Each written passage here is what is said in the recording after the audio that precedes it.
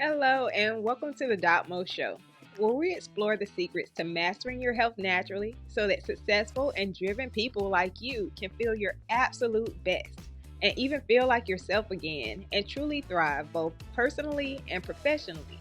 Because there's nothing worse than having the desire to want to do, but feeling like your own body is holding you back.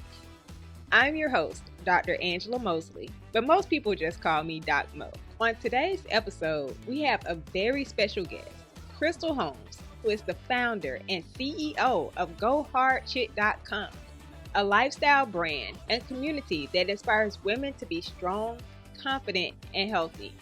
And y'all, you have got to see this woman's website. Her pictures and her transformation. She's literally been on magazine covers. She looks that amazing. Kristal is an expert in fitness and wellness and has helped countless women improve their health and transform their lives through her online programs, coaching, and her podcast, Go Hard Chick. And we're so lucky because today she'll be sharing her insights and expertise on how to make fitness and healthy living a priority, even when you're short on time or struggling with motivation. Help me in welcoming today's guest, Kristal Holmes. Hi, Kristal. How are you today? Good to see you. I'm so glad you're here. Hello, Dr. Mo. Thank you for having me. I'm so excited to be here today. So, your website is called Go Hard Chick, like literally go hard, HARDCHICK, chick. Can you tell us more about what inspired you to create this brand, what this brand stands for, and what you hope to accomplish through it? I know that's a long question and kind of packed, but Okay, I'm thrilled to answer that question. I back in 2008, 2009, I just found myself lost. I was super stressed out. The truth is, my day job, I'm an attorney. So I was super stressed out. I had put on weight. I was an emotional eater. I mean, I still am. And I just didn't know how to cope with all of the stress and the things around me. And looking back now, I realized there was some trauma that I was dealing with as well. But of course, the first thing I wanted to take care of was my body. I didn't like the way I looked. So I tried a lot of things and I failed. I tried a lot of the fad diets. I failed. The juice fast, the this, the that. I mean, you name it, I tried it. And one day I was inspired. My brother got married, and at his wedding, I saw my childhood friend, actually my god sister. I hadn't seen her in a long time. And she was 40 years old and she looked amazing. And I was just like, Sean, like, what do you do? And she said, it's simple. I just find a way to stay active and I try to eat healthy. And so she was really what really inspired me. And I just kind of came back from that wedding and just hit the ground running. I hired a personal trainer. And while my weight started to change, and that was something I expected, what I didn't expect was how I would feel emotionally. Like the stress started to go away. I was happier and I was just like, oh my God, this is amazing. And so people took notice. And that might be a long answer to your question, but it was a people long started to question. take people started to take notice, and strangers, and I would share things. This is when obviously Instagram 2011, 2012 was very, very new. And I would just post pictures of me working out, or I did do a few bodybuilding competitions back then. And people just started asking, hey, can you help me? And at first it was like, no, that's not what I do. And a friend of mine said, well, maybe Kristal, maybe you should help them. And that's basically how Go Hard Chick was born. I People just started asking me for help, and just through the love of health and wellness, that's how I started. That's it in a nutshell. that story is just amazing how it just kind of organically happened for you. You had the desire to change yourself, and then it just happened. Okay, well, I can help other people too. And I mean, I think that's probably the best way to help people is when you've done it and you've been through it yourself. So now that you've had the brand for a while, what do you want your clients to get out of it? Is there something underlying kind of that transformation that you hope for them to get also? You talk about mindset shifts and things like that. Where are people coming in? Where's their mindset when they first begin, and then where does it end up, or where would you hope that their mindset will end up? That's a great question because when I started this, I didn't realize the real importance of mindset. And now, having been at it for some years now, I really see that that is the key. If we don't have our minds right, whether it's for healthy eating, for weight loss, maybe you want to start a podcast, maybe you want, I don't know, a new job. If you don't have your mindset right, it's very hard to make that transformation and transition. So the first thing, absolutely, and I try to teach everybody, whether that's my one-on-one clients, um, people listening to my podcast, is that we have to work on the mind first. And if your mindset isn't there, that's okay. It doesn't have to be there immediately, but it's something we have to work towards. Because if you don't have the mindset right, chances are you're not going to get the results that you want. I absolutely agree because even in what I do, if you don't get your mindset there and get yourself to a place where you want to do it and where it's going to be your lifestyle and not a task and a chore to do these things, I mean, it just makes the whole process a lot harder. And like you said, you don't have to be there when you first start, but that's another thing to work on is your perspective and how you're going to approach your health in general. Now, clearly, you have transformed yourself to be quite a fit person. But lots of people feel afraid or intimidated or even overwhelmed by the idea of getting in the gym or whatever space you're using to get fit. So, I want to know what are some of the common misconceptions that people have about fitness and exercise that maybe they don't have to feel so intimidated about the whole thing? Right, right. I mean, I was there. I remember when I first joined a gym, I just joined as a member, and I would never approach the weights. I would never go near that section of the gym. I was intimidated. I felt like that's just for men. And it wasn't until I got a personal trainer who introduced me to that I realized that women can do this too, So there's a women the misconception is one big thing with weight in general or bodybuilding is that women shouldn't do it, women are going to look too bulky, and that is absolutely not true. I recognize that a lot of women may not want to look like me, but you don't have to. You don't have to go that far. But we need muscle, particularly as we age. Muscle is protective. I joke, and people ask me to this day if I'm going to do another competition again. And I'm like, no, I continue to lift weights so I can lift myself up off the toilet. Point blank. I want to still be active. I'm an older mom. I still want to, play tennis with my daughter. I still want to do those things. So that's the importance of maintaining muscle. And you will not look like, too muscular if you're a woman. Right. It sounds like you want to be functional, if nothing Right. else. And, I've seen it so many times in the hospital as people age. And, we're not talking that old as far as age. I've seen people in their 40s, 50s, 60s unable to care for themselves because, just that those habits and that lifestyle has taken its toll over time.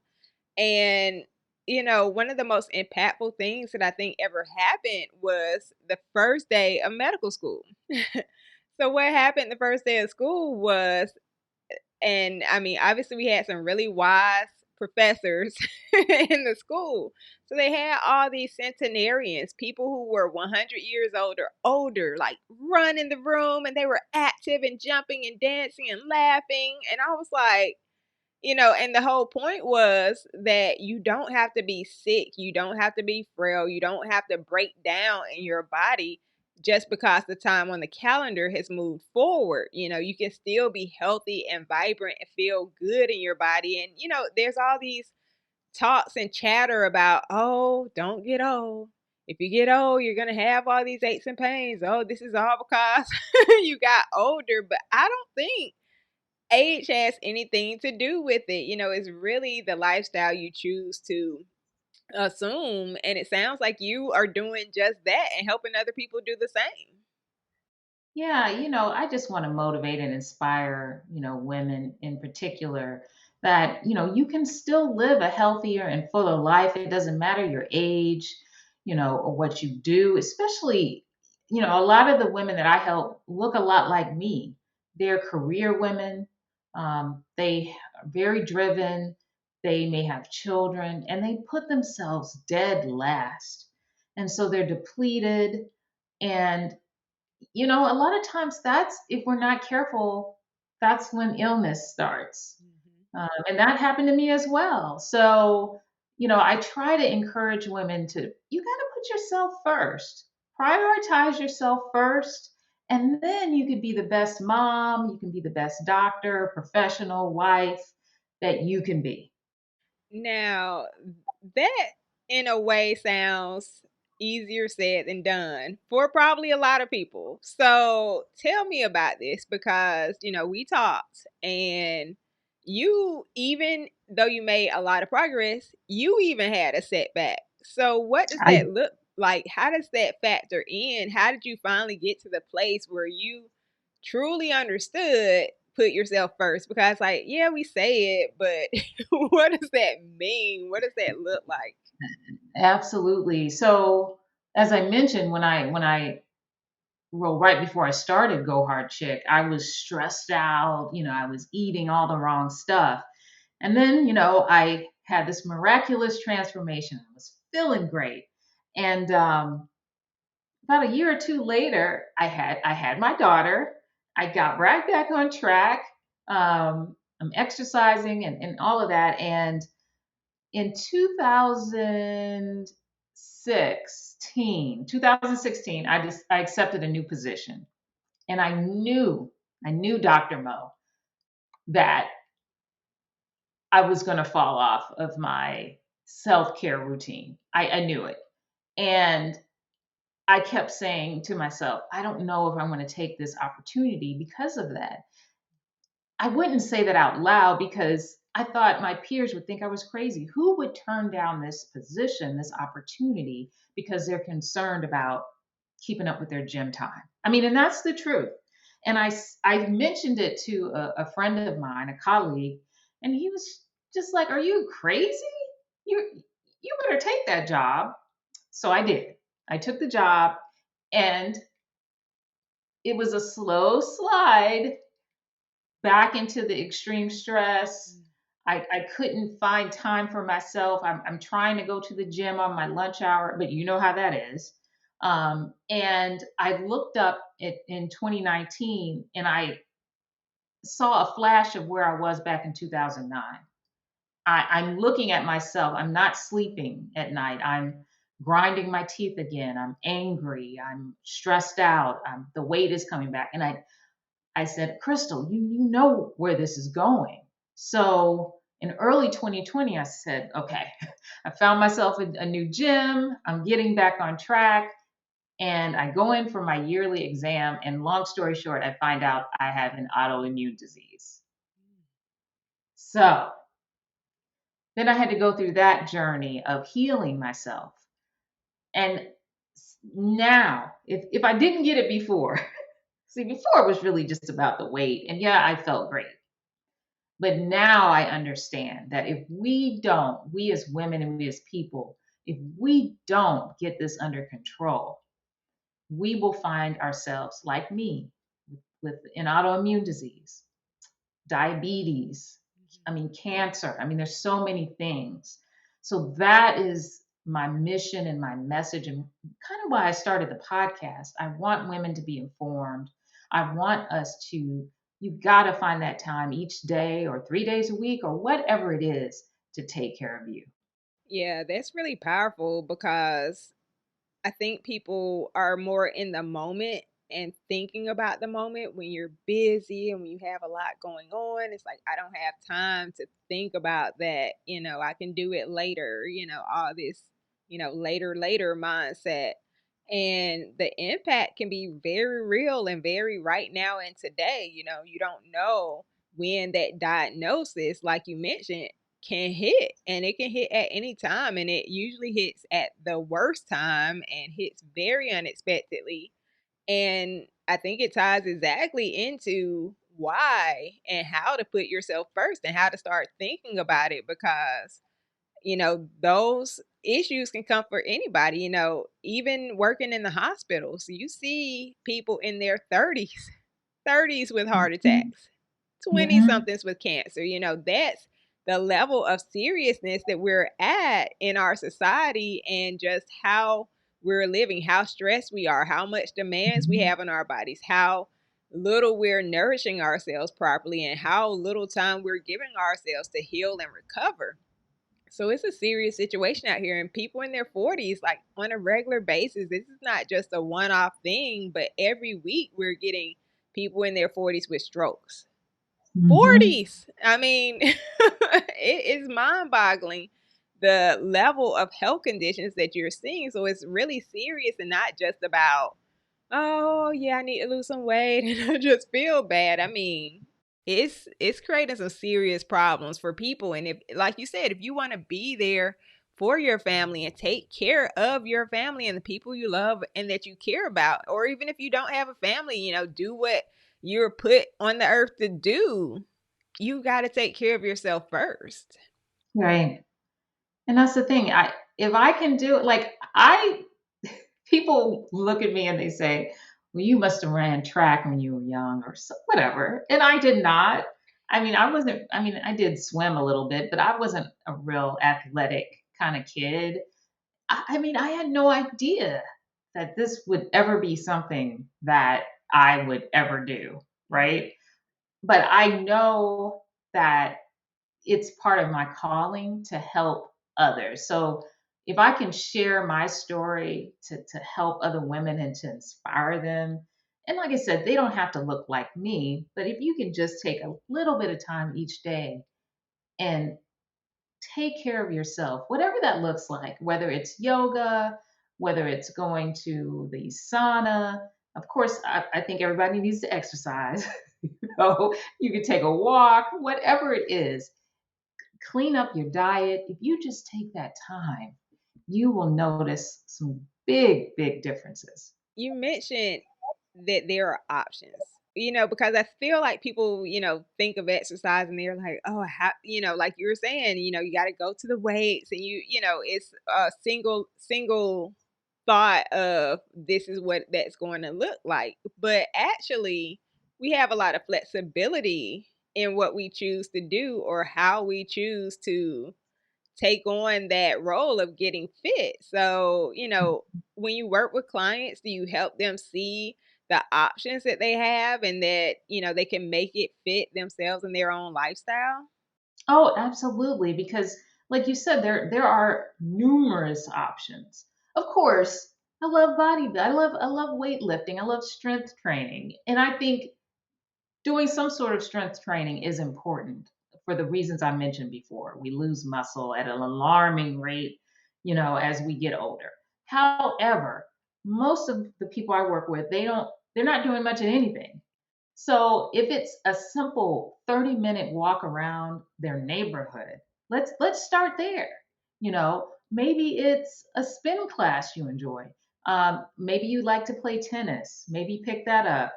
Start taking tennis lessons. Whatever it is, just to get yourself in the routine of moving again. And continue to explore. Like I don't, yeah, I like the gym, but I take tennis. I love that. I love taking walks. So mix it up. Absolutely. So I have a question. In addition to the fitness training and guidance you offer, it seems like you also emphasize the importance of mental and emotional wellness also. Do you incorporate that in your work with clients? And how important do you think that is to their overall success? I think that is the number one piece to their success because I can lay out everything for a client to do perfectly. I can tell you everything you should eat or shouldn't eat. I can tell you what exercises to do. But if your mindset isn't there, that's huge.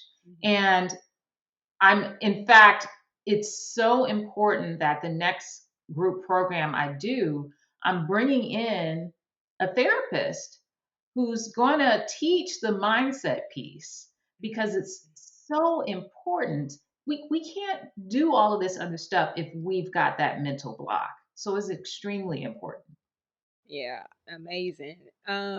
So another question, in your experience working with clients, what are some of the biggest challenges? And we might have just been talking about it, the mental piece, but some of the biggest challenges that people face when they're trying to improve their fitness and wellness overall, and how do they overcome that? Because, it can be tough trying to, like, how do I change my mindset? I mean, I know how to change my food. I just, physically change this thing. But Yeah. it's like, Yeah. how do you do that? Or are there other, big hurdles that people have to overcome in order to start to reach their fitness goals? Yeah. There are hurdles that people need to overcome. Well, the first thing you have to ask yourself, are you ready and are you going to be committed? And be honest, because if you're not, that's fine. Take your time and then come back when you think you're ready to be committed because it's a lot of work for me who's been doing it all this time. Is it's like my normal routine, but when you haven't done this before, it's very hard. And it's the first 30 days I tell folks is the most crucial time because I'm going to tell you certain things that you love to eat, you're not going to be able to eat that anymore. And that's What? well, not forever, but we got to do a reset. And so that's very hard for some people, because some people they love that particular thing. Let's say it's ice cream because that's a comfort for them. It's more than just the taste. It's become this mental comfort. I I'm big on stress management because I see so many people um, who it'll be a stressful day at work or something will happen and they reach for the cookies or the soda or whatever it is. So it's a lot about watching what triggers you and trying to manage that. And that's hard. So Mhm. that's where the mindset piece comes in. Like, you're stressed. That's why you're reaching for that bad stuff. But then how do we deal with the stress in a different way? So it's trying to get past those barriers. And like I said, it's not easy, but it's doable. Yeah. Yeah, that's awesome. And it sounds like it's going to be even more doable when you have someone walking beside you step by step, kind of holding your hand through the process so that you don't also feel alone in the process, because that may be another barrier for people. Is like, well, everybody else is fit. I'm the only one who has to get in shape. Now, we know that's not true at all, if we look around. But it can be easy to feel isolated and alone in the process. So, do you encourage people to kind of work out with someone else, or how does that work? Yeah, that's really hard. It even is hard for me because there are certain things, particularly, for example, with my autoimmune disease, that I just simply can't eat. And you go to family functions and they look at you like, what do you mean you can't eat the macaroni and cheese? Like you used to eat it before, So it is very hard when you're trying to make a transition. Um, when people around you don't understand. And it's not always that they don't support you, but they don't understand. So it's important to find like-minded people. Yes, get yourself a personal trainer, for example, or join. What I love about my gym is that it's like a family. So while our trainer is there, if I miss a day, they're blowing me up on social media like, where were you?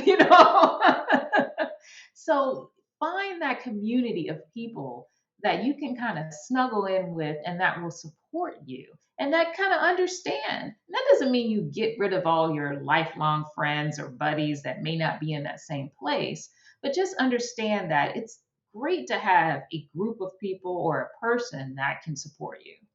Yeah, I think that's a really critical piece because even for myself, I know the accountability piece is huge, having Mhm. that group of people who I'm around. And so for that reason, I do a lot of group classes at the gym because like I know if I'm not there, they're going to be like, "Where were you?"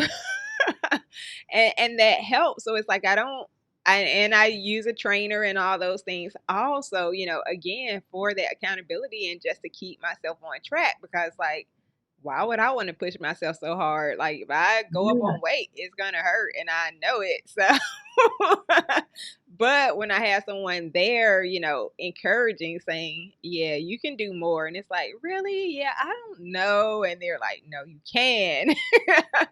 And then I do it and it's like you kind of surprise yourself. So yeah, I think it's extremely valuable having that community like what you're saying to support you in that process and other professionals who can help walk you through the process so that you can stay on track and actually accomplish your goals and not just be left at your own whims because a lot of us won't do it for that reason. But like you're saying, it can make the hard things easier when you have other people around you who are helping. And so that's Yeah. awesome. Yeah. Helping, cheering you on. And like you said, my personal trainer, I know what to do, but I keep a trainer because he sees things I don't see, Hmm. and he pushes me in ways that I may not push myself.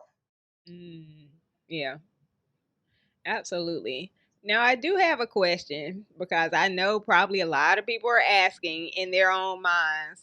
Okay, so if I have to cut out ice cream, can I ever have ice cream? Like, can we have some of those things sometimes? Or is it like, no, you're done and that's it? No, absolutely. I mean, I will say, of course, because I have the autoimmune disease, there's certain things I just stay away from, period. But for someone that doesn't have that issue, absolutely. The key is you can't have it every day. It's dessert is that it's a treat. Mhm. And I'll talk to people and I say, well, what do your snacking look like? How much are you snacking every day? The junk food. Oh, I don't eat any junk food. And then I have them keep track of what they're eating, and then I think they're a little shocked when they see, okay, I am having a little more processed stuff daily that I didn't know. So it's trying to change those habits and paying closer attention to what you are eating and Mhm. then treat yourself. So, I mean, and that brings up a good point because, like you're mentioning, it's individual. So, because of the autoimmune condition, there are certain things for you to avoid. So, instead of making a blanket statement like no one can ever have dairy or gluten or, these things, you have to understand for yourself and your own body where those things fit in, and having that professional help and that coaching helps you figure those things out in the process, because it can be kind of tricky to figure out what you can and cannot have just for yourself. And I think nowadays there are a lot of alternatives and substitutes that may Mhm. be less of a trigger for certain people. So instead of depriving yourself all the time, like you said, having your treats, but planning for those things and not just doing those things all the time will be a benefit to your health in the long run and help to make things more sustainable because some people are like, I can't live a life without chocolate, or whatever Right. that one thing is for them. They're like, yeah, just get rid of me now instead of going through Right. it. But it doesn't have to be scary, and you don't have to think that you won't have anything enjoyable or fun moving forward in the future. Exactly. So I want to know, for a lot of our listeners are really busy professionals. And when you're living that lifestyle, you might not have a lot of time for fitness and going to the gym and things like that. So, are there, and if there are, what are some simple but effective ways that they can incorporate fitness and exercise routines into their daily lives, just so they can be healthier and live a better life? Yeah. Well, so I know everybody's not going to be like me, but one thing I had to do, I get up earlier. And that's how I get my gym time in. I know that I'm more of a morning person when it comes to fitness. If I wait until the afternoon or evening, it's not going to be a good workout. So I get up earlier. Um, and I challenge people to really look when we say we don't have time, Mm. really look at what you're doing every day and how you spend your time. People watch a lot, spend a lot of time on social media. They're watching various Netflix series. Really look at how you're spending your time and be honest with yourself and figure out, could you set 30 minutes of that time that you spend on Facebook, for example, a day, and take a walk around your neighborhood, or uh, take a class. Be honest with yourself, and you got to be radical about it. Like I said, I get up super early because going to the gym on my lunch hour, it just wasn't working for me. I was distracted. I want time where I'm not distracted, time where I'm not looking at my watch, thinking, oh my God, I have to finish this because I got to go pick up my daughter. I want uninterrupted mental and physical time. And that for me is 4 o'clock in the morning. I'm not saying everybody got to do that, but be radical with your time. And one thing I did is I made radical shifts. That job that was stressing me out, I'm not there anymore. I had to, especially after I was diagnosed with the autoimmune disease, I had to make a choice. And I chose me and I chose life. So that's what I would say to the listeners. Choose you and choose life. And whatever that looks like, whatever life is, yeah, we all need jobs. I get it. But if something happens to you, that job is going to keep going without you. So choose life. Yeah, that's a good point. And I think it goes back to prioritizing ourselves. We can replace a job, we can go get a new job, we can find a new stream of income, but we can't get another you. Like, once you're done, it's done. I can't get another you from anywhere. So it's like, you Mhm. are important, and everyone is worth it. We might not always feel like it, but you are, because you're unique and can't be replaced. So yeah, we should be a priority in our lives, and worth it to make sure that our bodies are functioning very well and functioning optimally, where we feel good and enjoy our lives, and can expect some longevity along the way also. um that being said, is there anything that you want to leave everyone with? Like, are there some tips or just something that's super important, some important concepts that you're like, y'all really need to get this today? Yeah. As I was speaking and I said choose life, something came up that I wanted to mention. That not only includes your me time, going to the gym, listeners, you have to go to the doctor. You have to get your checkups. You have to get your physicals. There are people that have the means. So it's not just, the society and the media, I don't know who it is, makes it seem like that it's folks that don't have the means that don't go to the doctor. That's not true. We are not getting our checkups like we're supposed to. If you're eligible, women are not getting mammograms. Um, we're not doing what we're supposed to be doing. We're not feeling well. We know we don't feel well. And we are waiting until it gets really bad. So make sure, in addition to working out, yeah, all that's great. But if you're not going in and you're not getting your physicals and you're not checking to make sure that everything is okay, that is a problem. So that's a big part of this too. Absolutely.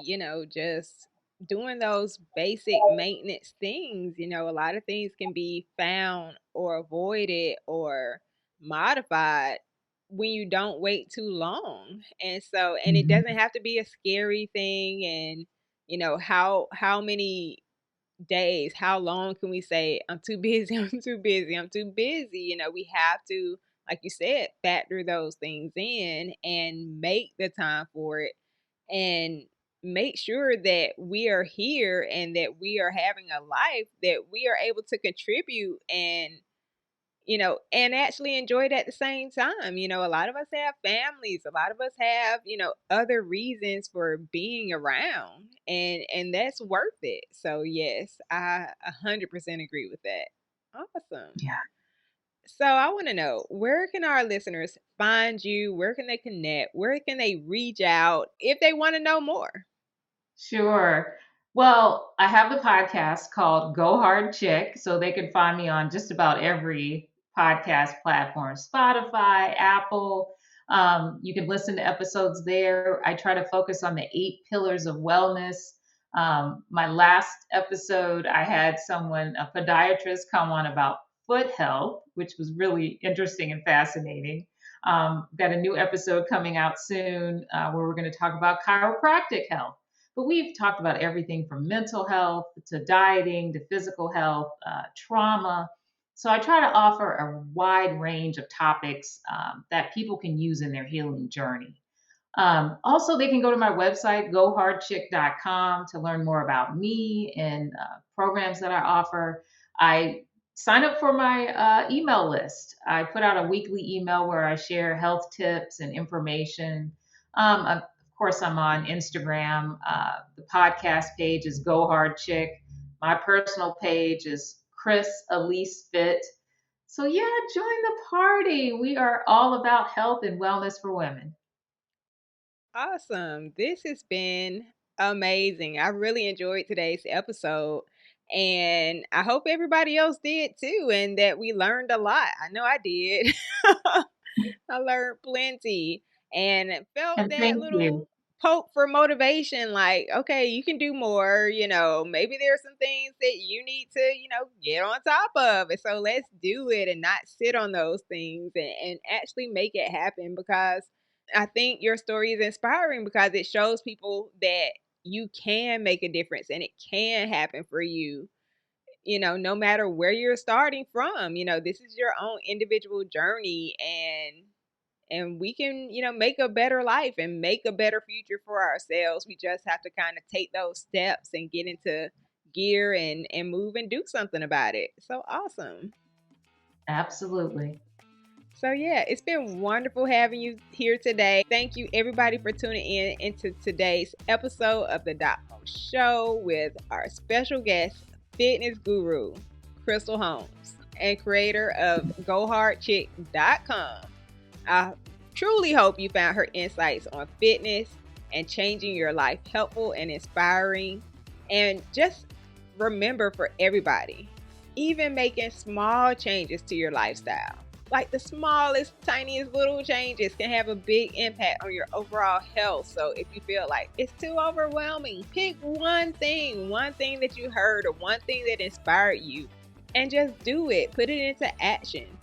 And so that can absolutely change your overall health and well-being and I encourage you all to start implementing some of the tips, some of the tricks you learned today into your daily routine. Also, don't forget to join me on the next episode where we'll be right back with more valuable insights on mastering your health naturally so you can take your health to the next level. Thanks for listening, and until next time, this is DocMo signing off. Bye, everybody.